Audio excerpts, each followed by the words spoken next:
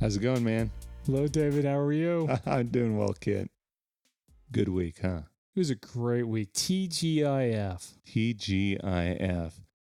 For all you viewers out there and listeners, we will be talking about TGIF. Its meaning over time and a lot of different TV shows pertaining to TGIF. Exactly. All right. David, that's perfect. Lead into it, man. Let's start out. You remember when we were kids and it was Friday night, about 7 p.m. Yes, I do. Television was on and it was TGIF. Well, thank goodness it's Friday is what I remember and recall. However, that's right. It actually started out as Thank God It's Friday. Then it changed to Thank Goodness It's Friday. And then it finally ended with Thank Goodness It's Funny. For real. And just for some fun facts for you guys, and I got to read from my notes here. TGIF is a name of an American family-friendly primetime television programming block, on ABC, which started to air September 22nd, 1989. Now, that was their marketing ploy to get us young cats here to start watching television. 7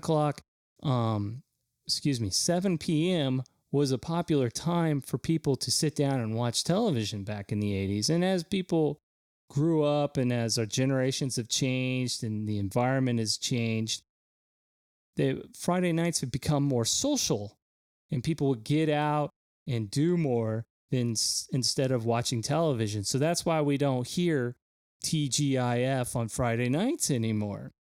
But what I found was interesting is I want to talk about the shows that David and I grew up, or the audience listening, that we watched on Fridays.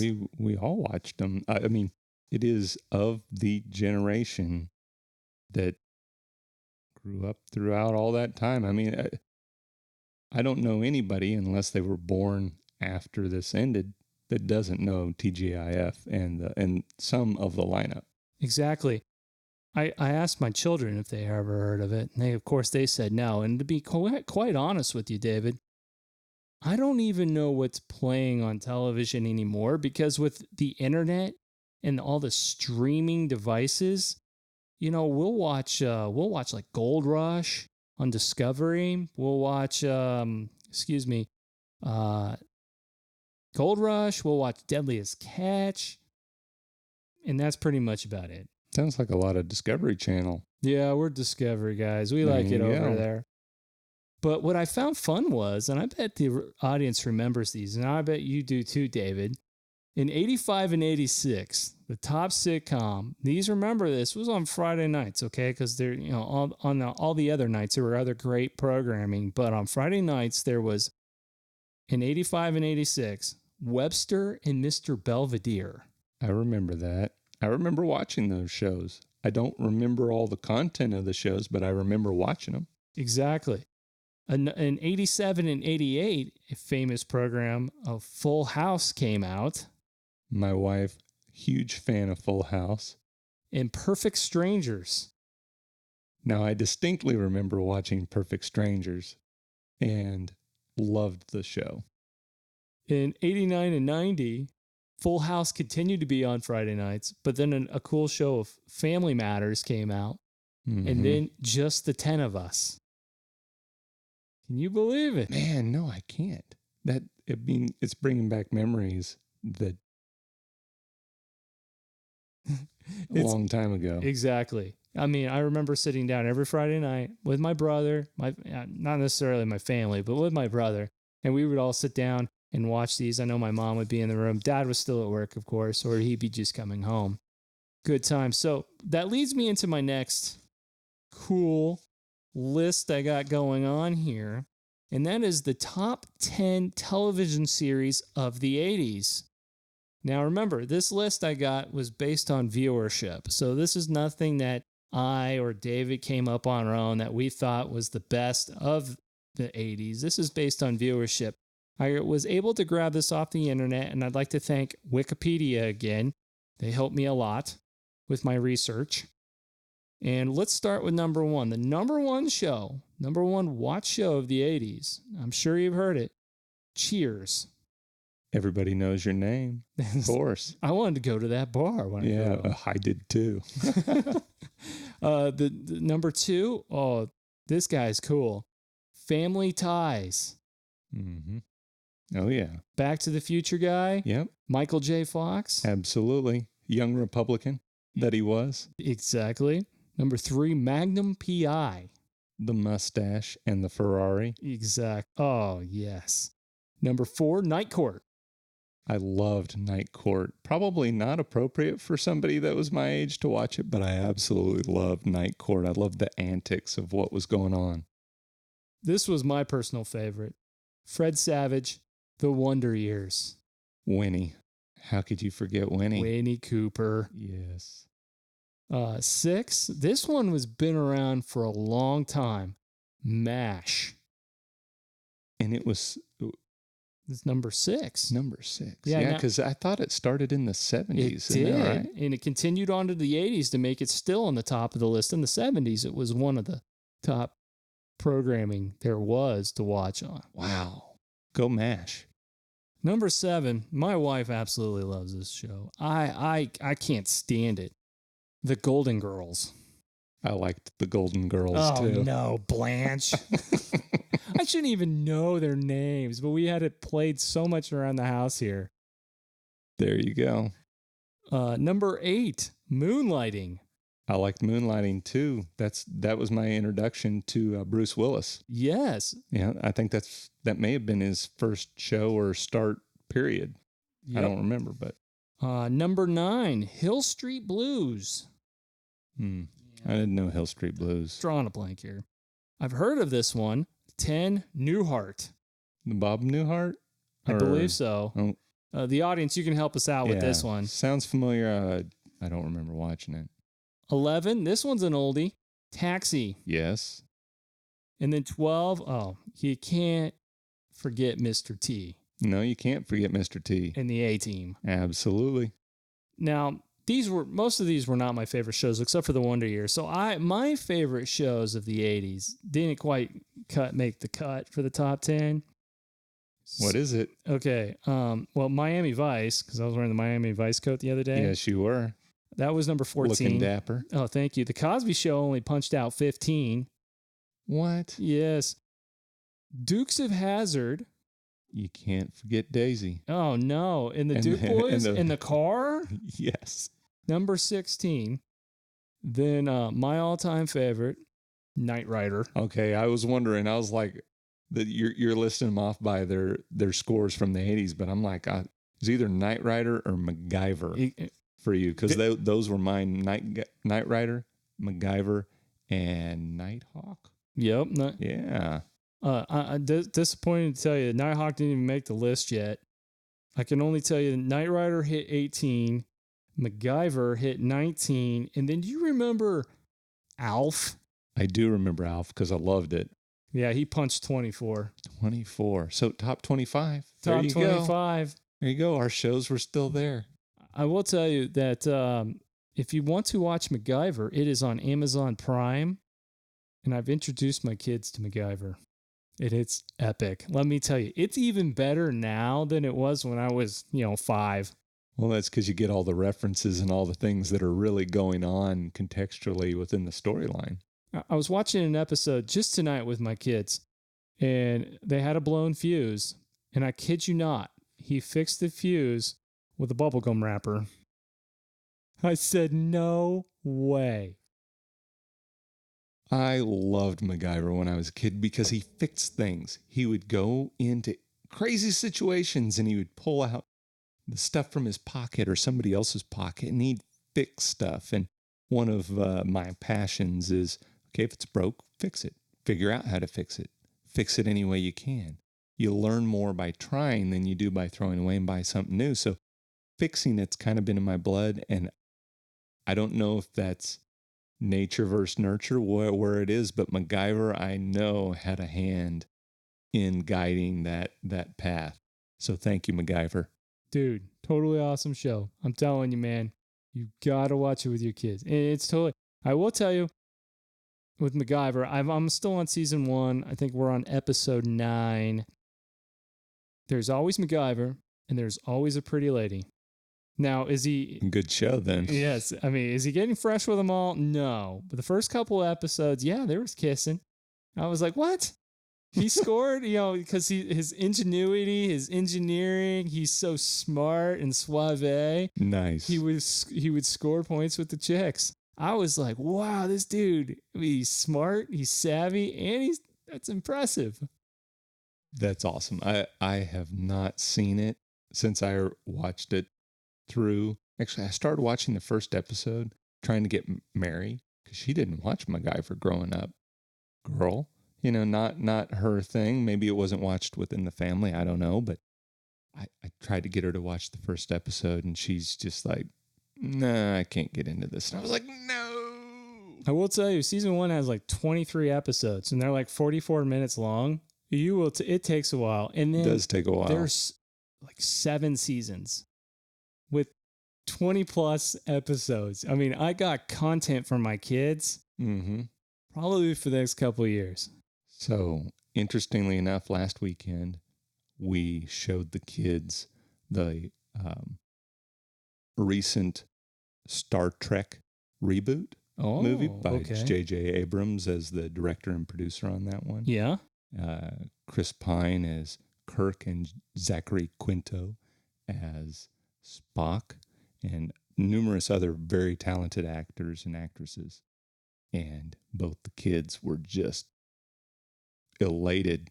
I grew up watching Star Trek Star Trek The Next Generation, which I believe started in the late 80s. It might have been the early 90s.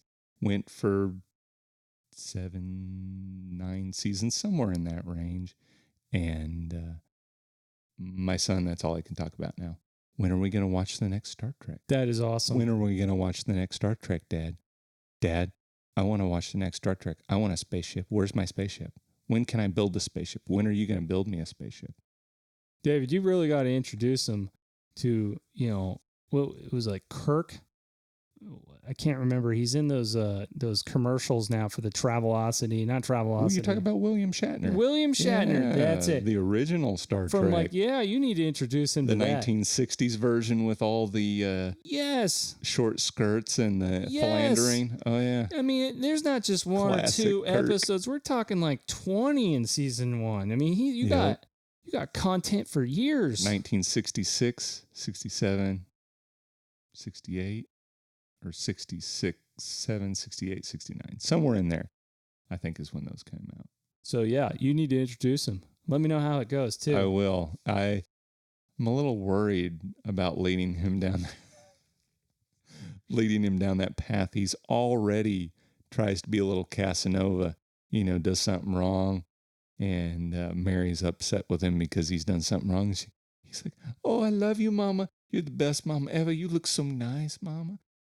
Wow. Where is this coming from? Because he doesn't hear that from me. Casanova, yes.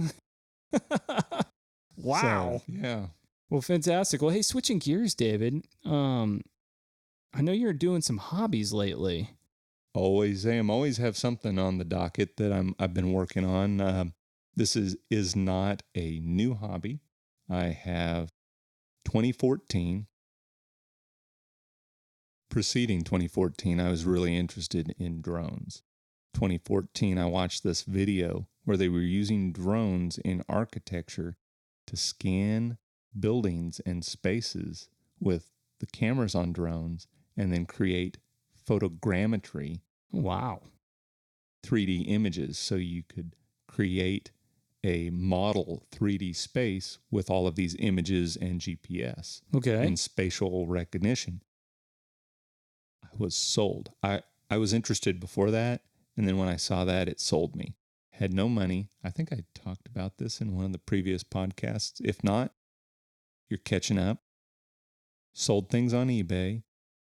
got a bare minimum amount of money where I could build one myself, built a drone. That led me into, skip forward 2 years, I wanted to start doing the drone racing thing, wanted to go down that path, and you needed a ham radio license to use the frequencies that the goggles were using to communicate with the drone. Cool. So, what do? I studied for the ham radio technician's license and used ARRL, which is the Amateur Radio Relay League's webpage, and their information, and learned as much as I could on ham radio, amateur radio, all of the terms and realms for it.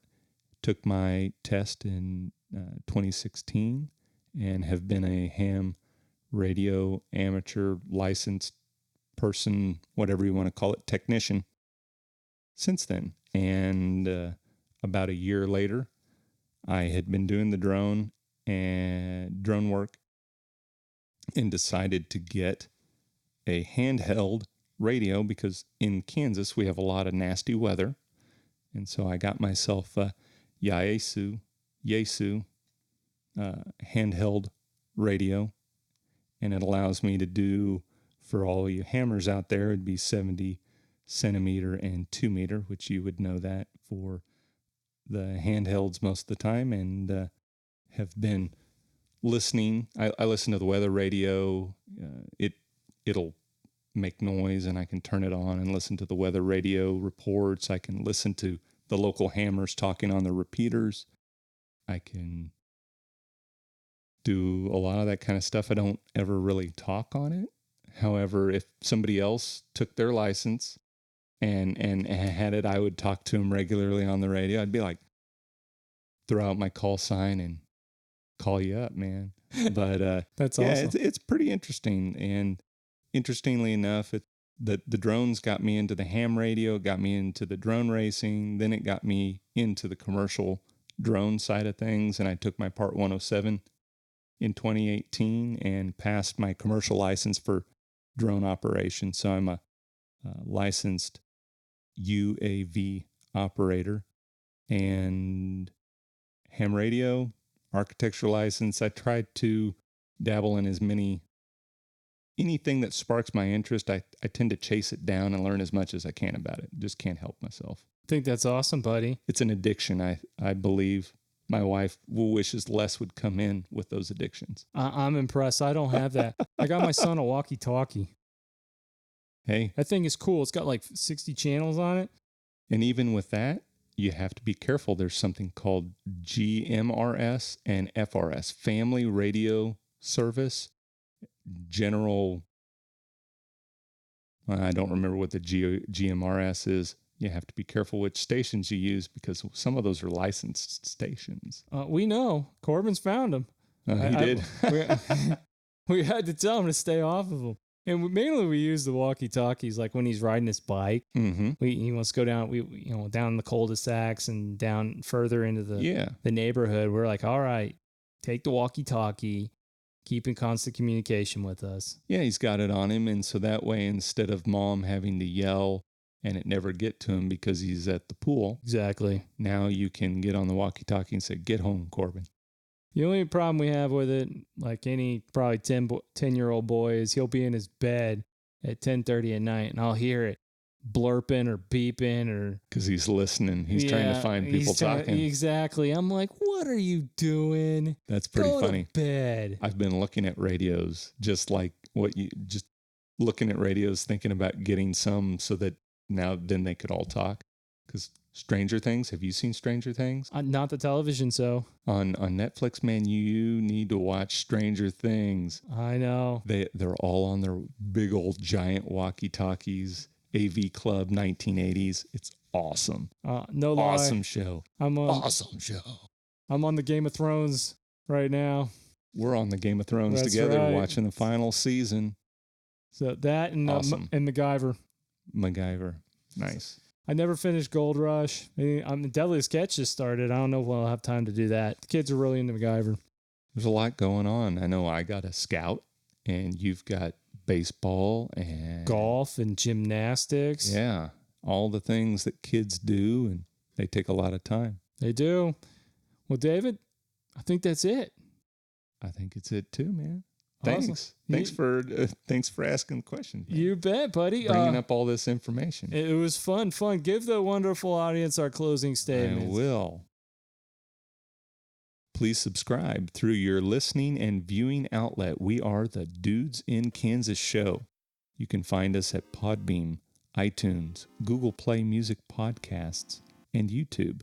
Like and leave constructive feedback, and thank you for listening, and have a great week. Bye, David. Bye, Kent.